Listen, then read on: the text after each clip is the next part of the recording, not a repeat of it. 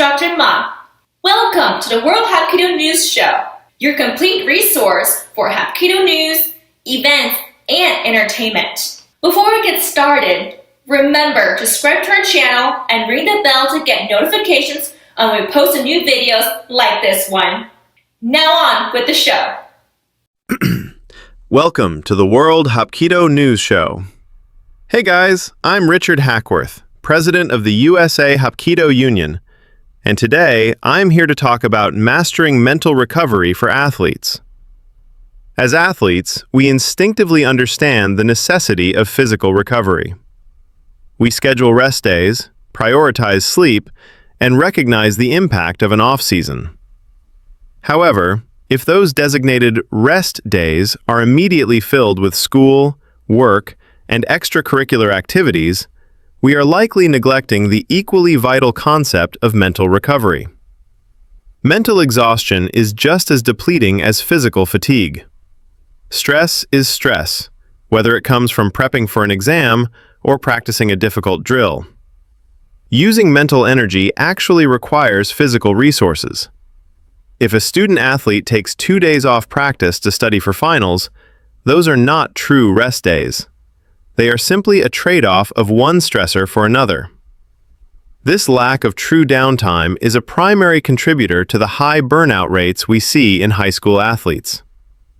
The benefits of brain rest. Prioritizing mental breaks is non-negotiable for sustained success and well-being. Brain rest, much like physical rest, yields powerful athletic benefits. Improved cognitive functioning. Mental breaks allow the brain to process and store new information, leading to clearer thinking. Enhanced performance. A mentally fatigued athlete often experiences slower reflexes and reduced focus. Rest sharpens these essential athletic skills. Injury prevention. Better cognitive functioning allows athletes to be more attuned to their bodies, which can help prevent injuries. Increased motivation. Empty space in the schedule provides the necessary breathing room to restore passion and drive. Crafting your personalized recovery strategy. Mental recovery is highly personalized and doesn't always look like sleeping in or binge-watching TV. While those activities can certainly help, the key is to first identify what is depleting you and what truly recharges you. To build an effective, sustainable strategy, ask yourself a few core questions regularly. How recovered do I really feel? What activities actively drain my energy? What activities genuinely make me feel recharged? What new boundaries do I need to set? Your answers will be unique. One athlete may recharge by socializing with friends, while another needs dedicated solo time with a book. The critical rule is that a mental break must provide a break from the sport itself, meaning no ruminating on race tactics or new plays. Making space for being. Many overscheduled student athletes struggle to even conceptualize a day with no responsibilities. They are programmed to always be doing.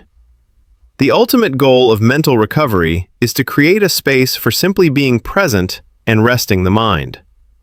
While a task like cleaning your room might not sound like rest, a tidier space can lead to a more mentally relaxed state. The distinction lies in clarity. Be honest about how each activity, even enjoyable ones like spending time with friends, makes you feel afterward. If a social outing leaves you exhausted, adjust the time allotted for it on a true rest day. Mastering the skill of mental and physical recovery is a lifelong asset. It prepares you not just for the next practice or competition, but for the academic rigor of college and the demands of your future career. Prioritizing time to carve out mental space is one of the most rewarding skills an athlete can master. I personally invite you to check out our daily posts and content at facebook.com/USA Hapkido Union. We will be right back after these words from our sponsors. Ready to become a life champion? Dive into Be a Life Champion, The Martial Arts Way by Grandmaster Richard Hackworth, the ultimate guide to unlocking your potential using martial arts principles. Transform your life using the powerful techniques and wisdom found in martial arts. This book will inspire you to conquer challenges and elevate every aspect of your life. Master the art of living like a true champion. Available now on Amazon. Hi folks, Steve O'Keefe again, joined by John Walsh. We're going to go through a quick technique here. Again, I was talking to Grandmaster Hackworth and he was talking about some techniques that he would like to see being filmed. Now, in the Kung Fu that I do, more so than the Hapkido that I've learned, blocking and checking of an oncoming weapon is more so the system I do. In some systems, blocking and checking the oncoming arm. So John is going to throw, we're just going to pick a haymaker for the sake of the video. We're going to pick a haymaker with his right hand. It's the block here. This is blocking the oncoming weapon, but I'm using my chopping part of my hand against John's bicep. Now, the idea being that I'm going to kill his arm off as quick as I possibly can. So when John throws the haymaker, lock and check. There's my elbow strike to the side of his head, knee, and then I can take him down. I can do whatever I need to do, okay? But the check being the problem for him is when I check that, because I do so much braking, because I do so much conditioning, when I check his arm, I'm now hitting him in a way that's going to deaden his arm. And I want to take away John's idea of hitting me again with this arm. So when I block and check, I really check hard. And again, I've got my elbow, I've got my wrap-ups, I've got my knees to the chest, I've got whatever I need to do. The initial movement of me blocking and checking John's arm is where I really want to go, because I want to try and take away that arm. That arm that's attacking, I don't want him to attack me with that again. It's obviously a stronger arm, and he favours that. So by the fact that he threw a big haymaker, I was able to block with this part and check the bicep or his front deltoid, the upper shoulder. Okay, so once I do that, it takes away John's will and want to throw that hand again. Just a quick clip, guys. Hope you enjoyed it. Back for more next time.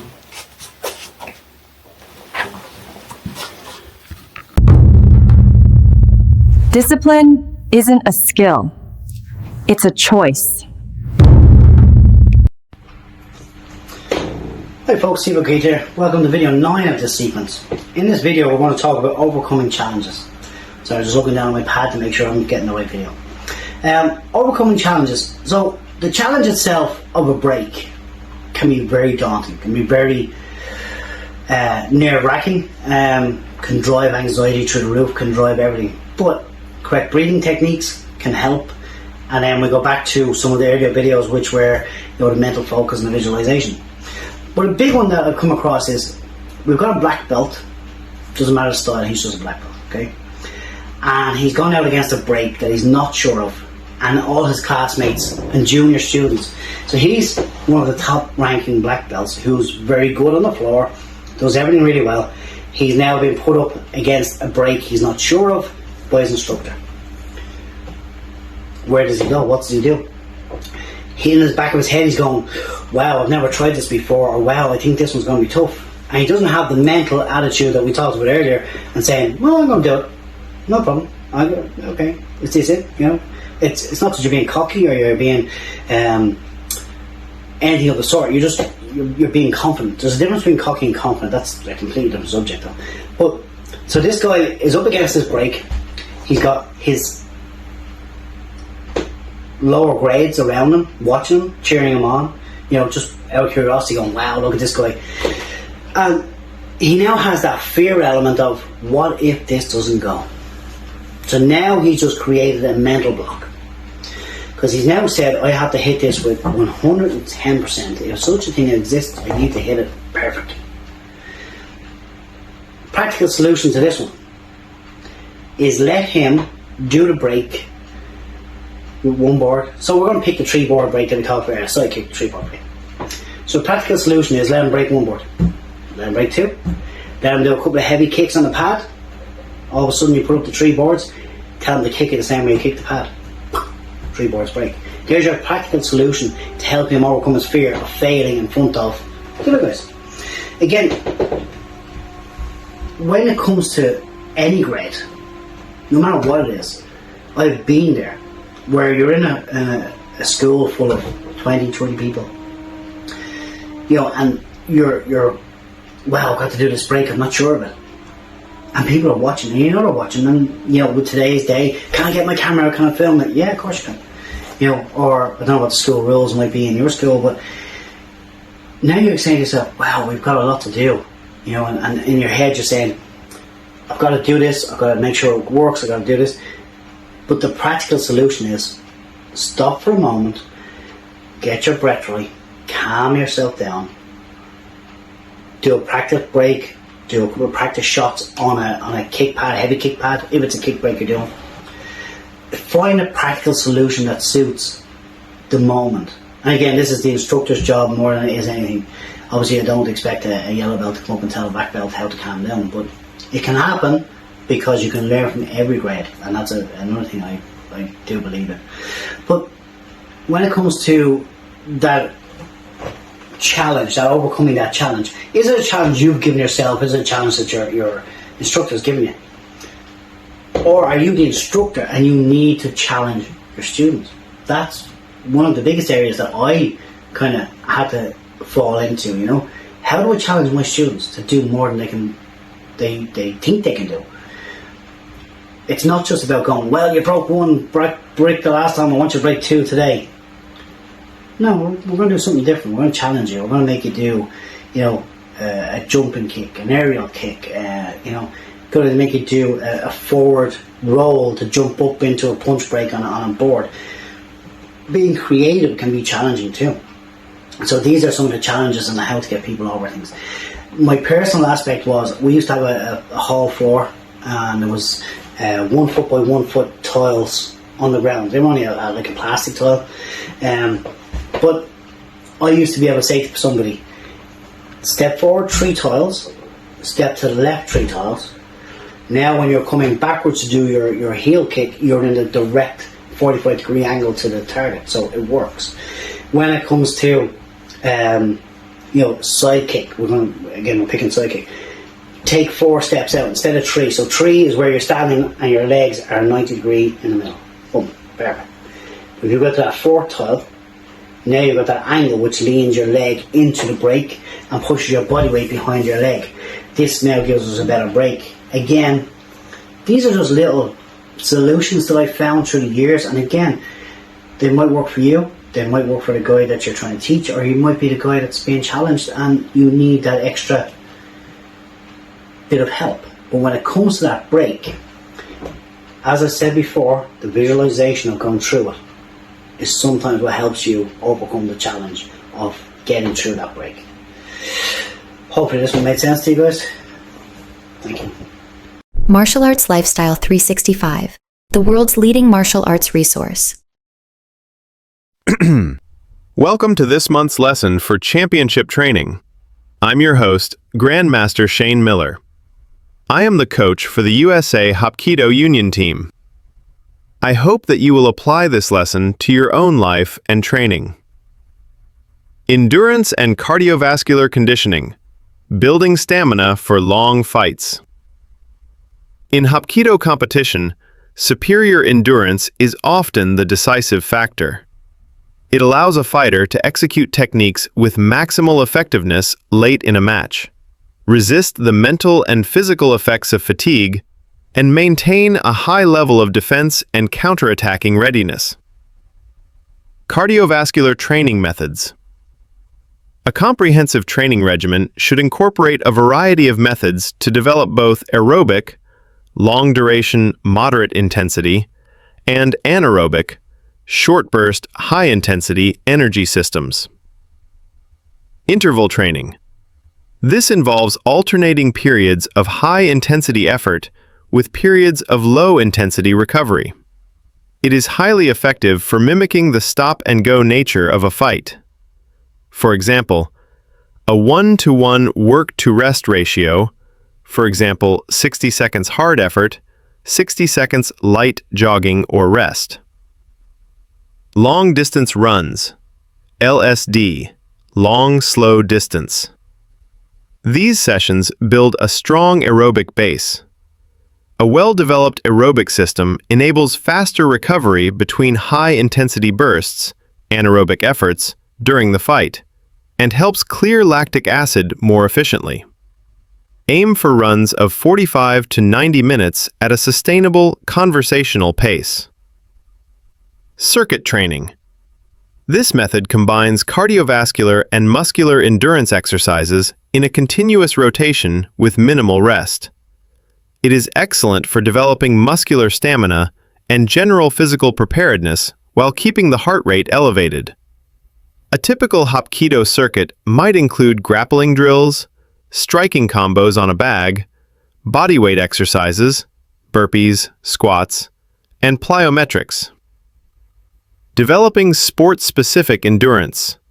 Simulating fight conditions. General cardiovascular fitness is necessary, but sport-specific endurance is the ultimate goal. This involves training the body to endure the specific movement patterns, muscular demands, and energy expenditure profiles of a Hapkido match.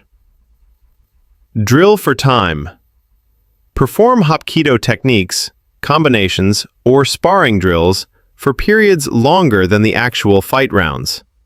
For example, if a round is 3 minutes, drill for 4 or 5 minutes. Conditioning sparring. Integrate stress inoculation by sparring with predetermined high-intensity bursts or continuous attack scenarios designed to push the athlete into the anaerobic zone. Resistance drills. Utilize resistance bands or partner weight to execute throws, sweeps, and joint locks, simulating the physical resistance encountered during a real struggle. Breathing techniques. Enhancing oxygen intake and reducing fatigue. Proper breathing control is a performance multiplier. It directly impacts the body's ability to oxygenate muscles, regulate heart rate, and manage fight anxiety. Diaphragmatic belly breathing. This is the most efficient form of breathing, engaging the diaphragm to draw maximum air into the lungs. Athletes should practice this technique both at rest and during low to moderate intensity exercise. Power breathing. Exhaling sharply and forcefully on the moment of impact or technique execution, key hop is a form of this. This stabilizes the core, increases power, and prevents the holding of breath, which spikes blood pressure and speeds up fatigue. Recovery breathing. Post-exertion, focus on deep, controlled exhalations to quickly lower the heart rate and facilitate the removal of carbon dioxide and lactate buildup. High-intensity interval training, HIIT. Maximizing efficiency and results. HIIT is a cornerstone of modern conditioning, particularly effective for replicating the high output demands of combat sports. It dramatically improves both aerobic capacity and anaerobic threshold. Typical HIIT structure. Very short periods, 20 to 60 seconds, of near maximal effort, 90 to 100%, followed by equally short or slightly longer rest/recovery periods, 60 to 85%. Hapkido application. Tabata protocol. 20 seconds maximal effort.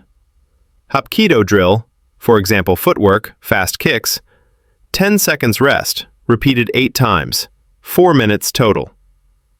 Treadmill sprints. 30 seconds all-out sprint, 60 to 90 seconds walk, jog. Key advantage. HIIT training forces the body to become highly efficient at recovering from intense efforts, directly translating to better performance and faster recovery between intense exchanges in a match. Monitoring and optimizing cardiovascular performance. Data-driven training is key to achieving peak physical condition without overtraining. Heart rate monitoring. Using heart rate zones to ensure training intensity is correct. Aerobic base. 60 to 70% of maximum heart rate. Anaerobic threshold. 80 to 90%. Key zone for fight conditioning. The formula for estimated is 220 minus age. Testing. Periodic laboratory or field testing to measure the maximum rate of oxygen consumption. A high VO2 max is directly correlated with superior endurance. Resting heart rate, RHR. Monitoring RHR first thing in the morning. A sustained elevated RHR is a strong indicator of overtraining or inadequate recovery, signaling the need for a rest day or lighter workout. Rate of perceived exertion, RPE. Utilizing the RPE scale, 1 to 10, alongside heart rate data to ensure athletes are connecting their subjective feeling of effort with objective metrics, fostering better self-awareness. By diligently applying these principles, the USA Hapkido Union national team will build the unyielding stamina required to dominate opponents and secure victory in the most demanding competitions. Please remember to like, comment, and subscribe. Thank you for your support. Stay focused. Stay sharp. This is just the beginning. Hello, I am Grandmaster Jay Janot. I am the Vice President of the USA Hapkido Union. As the Vice President of the USA Hapkido Union and the founder of Jaemu Kwan Hapkido, I've had the honor of guiding countless students on their journey. Today, I will be your guide and share with you a simple but powerful lesson about Hapkido. Today's lesson is about off-balancing or throwing your opponent. In Korean grappling arts, such as Hapkido, Gyunhyong Kakegi, refers to breaking the opponent's balance. There is no special Korean term that I have found for this particular art, and it is an art unto itself. In Hapkido and other highly sophisticated grappling arts, Gyunhyong Kakegi was once practiced most attentively. After all, it's very difficult to throw an opponent whose balance is intact. Not only is it difficult to throw him, it's very risky because he's easily capable of countering any attempt to bring him down. He can quickly apply powerful striking or grappling techniques of his own. Learning how to break the opponent's balance and use his own force against him is in keeping with one of Hapkido's famous maxims, which reminds its practitioners to always strive to obtain maximum effect with minimum effort. There's a lot more to that statement than meets the eye. If an opponent pushes against you and you push back or try to hold your ground, you are resisting him. In this situation, the stronger person will win. However, if you yield to him and pull him in the direction he is pushing, you can easily gain control of his movement. The same is true if the opponent pulls you towards himself. If you yield to his force and push him in the direction he's pulling, his balance is easily broken and he can be brought under control without too much difficulty. In both cases, the object is to yield to the opponent's force and thereby displace his center of balance. Once that's achieved, he's helpless unless he is able to regain his balance. It occurs to me that in the practice of Hapkido, the art of breaking balance is a little more subtle.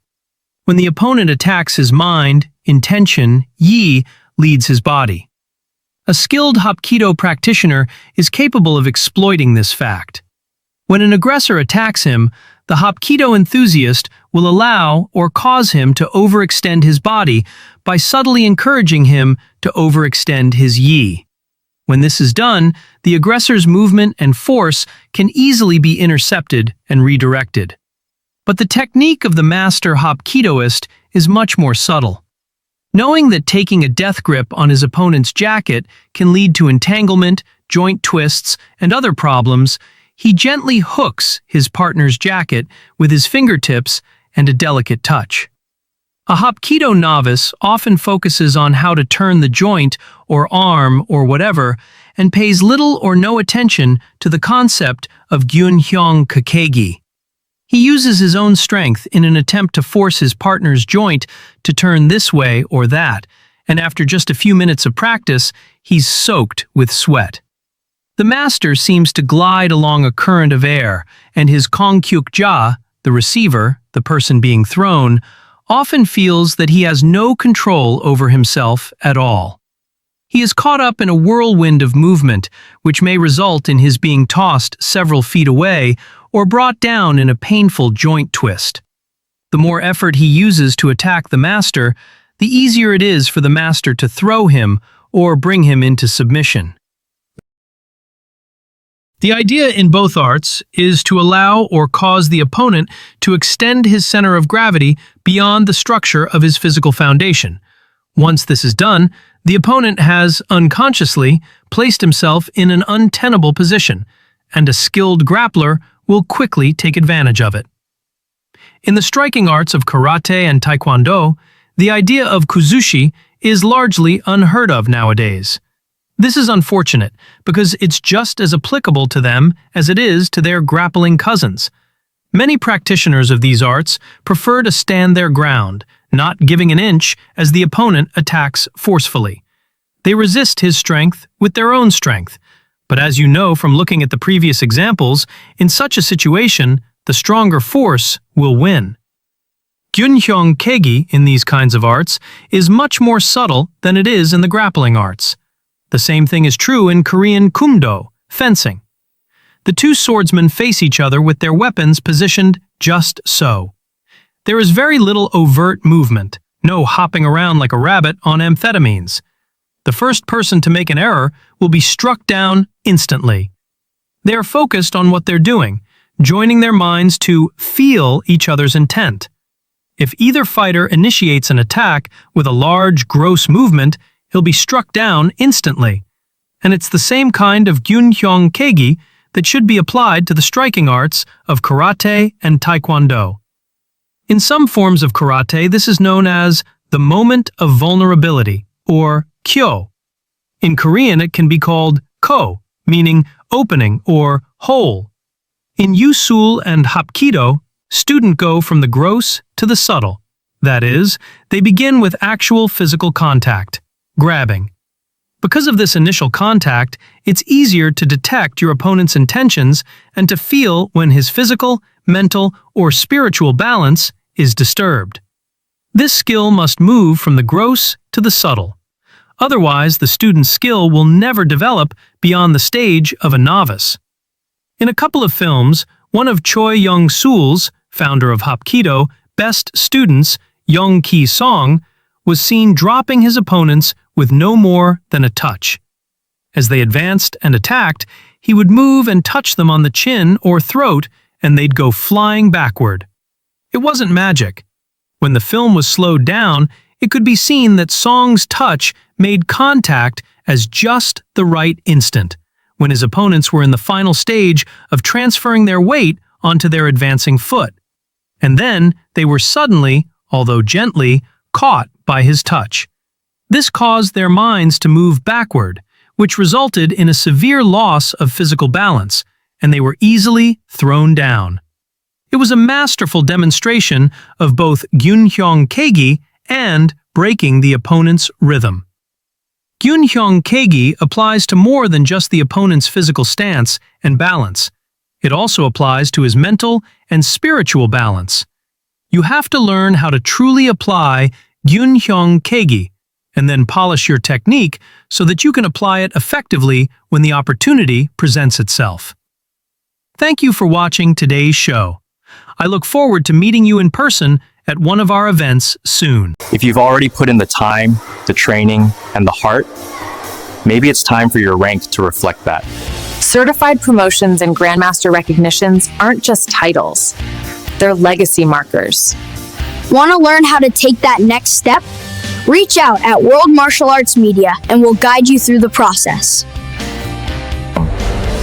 DM us or visit the link in the description to start your official evaluation. Welcome to our philosophy and culture lesson for today from the USA Hapkido Union. I'm your instructor Ma, your USA Hapkido Union language, culture, and course development teacher. And today's lesson is sponsored by www.usahapkidounion.org. In today's lessons, we will discuss Hapkido philosophy quest for understanding. This series is to teach us some of the reasons that martial artists should study philosophy. Now, this lesson comes from the book be a life champion the martial arts way. Let's begin. Now, quest for understanding. Philosophy also includes an understanding of nature and science. This is not easy to understand, the breadth of these concepts at its first glance. They're complicated and warrant deeper questioning and insight. The martial artist who considers their own quest for understanding learns much from the philosophical vision of the quest for understanding. It is very necessary to question, even if the answers lead to other questions.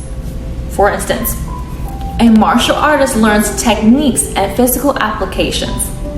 Yet, like in philosophy, they cannot help but ask, why does this work? Why, of all the techniques that exist, should they learn this particular technique? These questions unleash the quest to understand. The martial artist who never asks questions never fully learns. Like nature and science, the study of one's own martial art understanding and mindset is never finished. The philosophical quest for understanding relates to martial artists' understanding of their own practice. For that reason, the philosophical version of the quest for understanding can benefit the martial arts experience as they become more proficient over time. Now, the quest for understanding provides Hapkido practitioners with a clear understanding of the philosophy and its role in our martial arts community. It shows that philosophy is not dry or obscure, but exciting and alive, and it reveals how we all are philosophers in the making. Now, as a reminder, if you got something from this video, and I truly hope that you did, then please like, comment, and share.